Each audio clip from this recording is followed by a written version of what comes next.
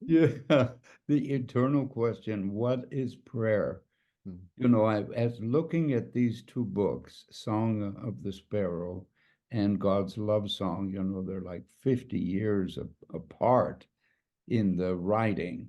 mm, And I saw, re-looking at Song of the Sparrow, almost the first page, I was already talking about prayer and what is prayer.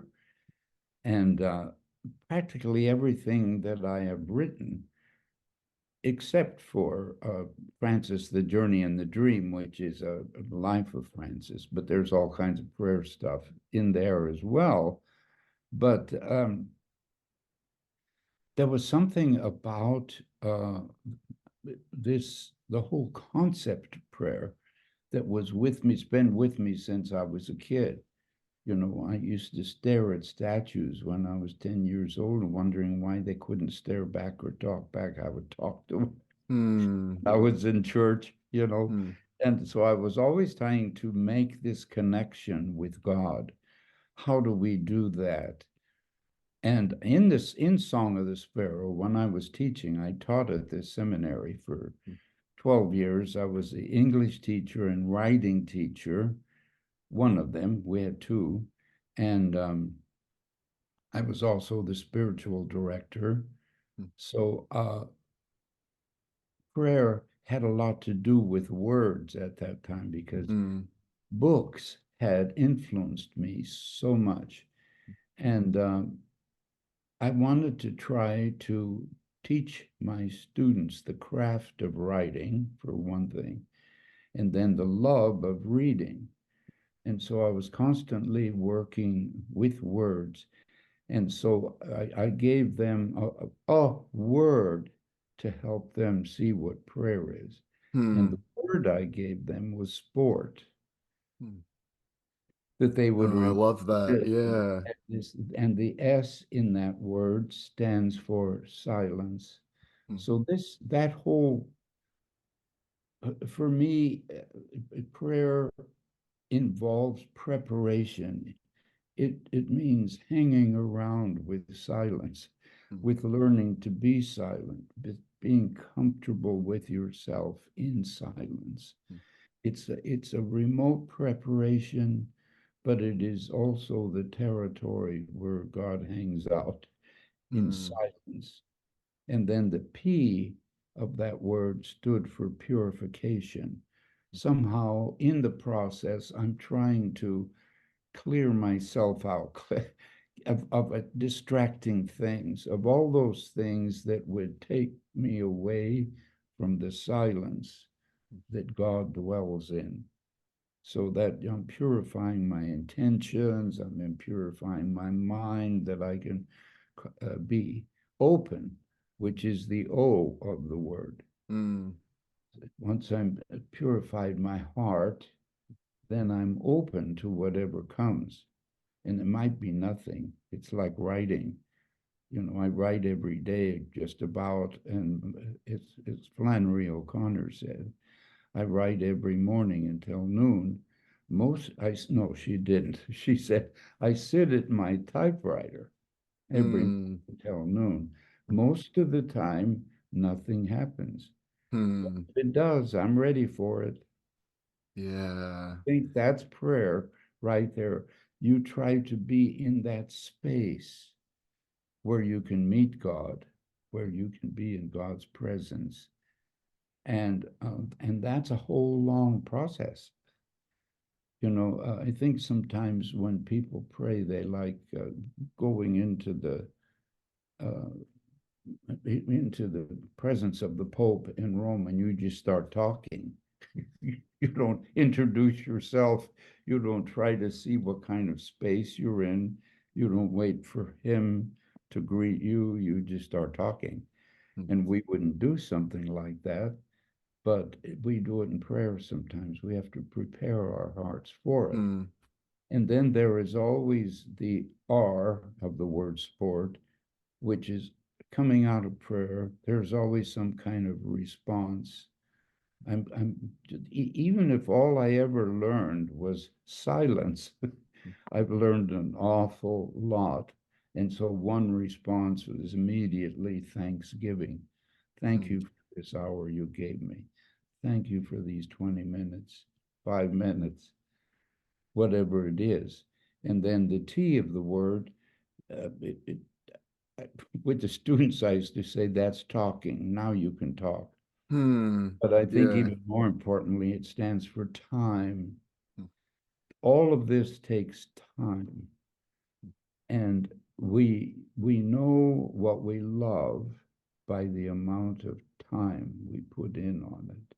We have no time for prayer, but we can watch television for 3 or 4 hours and not even notice that the time was passing, or we can play a game, or whatever it is, Yeah. because we love to do that.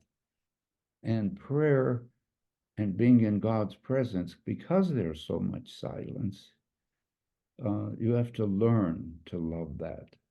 You have to learn to prepare your heart for that sort of thing.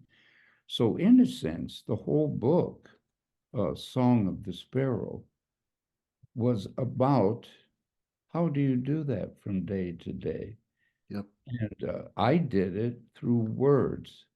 You know, I'm trying to teach my students at that time the craft of writing, and you just put the words down. If you think of writing a perfect paragraph, you'll never write one. But if you just start writing, sooner or later something will emerge from that you discovered on the page. My writing teacher at University of New Hampshire, Donald M. Murray, wonderful teacher. He used to emphasize the inspiration of the writing pad.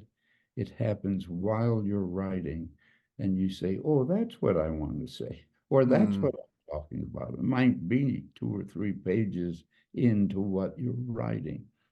So I wanted to show the students that it was a process and that I was putting these things, these thoughts, scattered thoughts, down all the way through the book, and they end up being a book at the end. Nobody can write a book. It's too awesome a thing to even think about. But you can write a paragraph, and if you write enough of them and begin to order them and then organize them, something starts to happen. So I would emphasize a lot in that book, especially that your prayer life has to be like a good craft that you learn, and it Yeah. takes time. You have to be an apprentice. You have to be patient. You have to have some kind of master, some kind of director, some kind of mentor. It takes a long time, and so does writing. Because I was a writer, I naturally did it by means of words, and my whole Yeah. life has been English and American literature. So I'm like immersed in that world. Yep. As one of our friars said to us when we were in college, Father Leander, he said, uh, "Well, literature won't save your souls, but it'll make your souls maybe worth saving." Hmm. And Yeah. there's Yeah. something to that, and all of that takes discipline. And so discipline uh, is a day-to-day thing. You're just not disciplined because you're now in a golf tournament. We hope you had played a few games before you got to Yeah. that. So you learn the discipline of your craft. Well, prayer is that way, and sometimes it is merely doing it. Whether anything happens or not, you pray the way you can pray. Sure. And Donald Murray used to say of writing, you work at your craft and pray for art.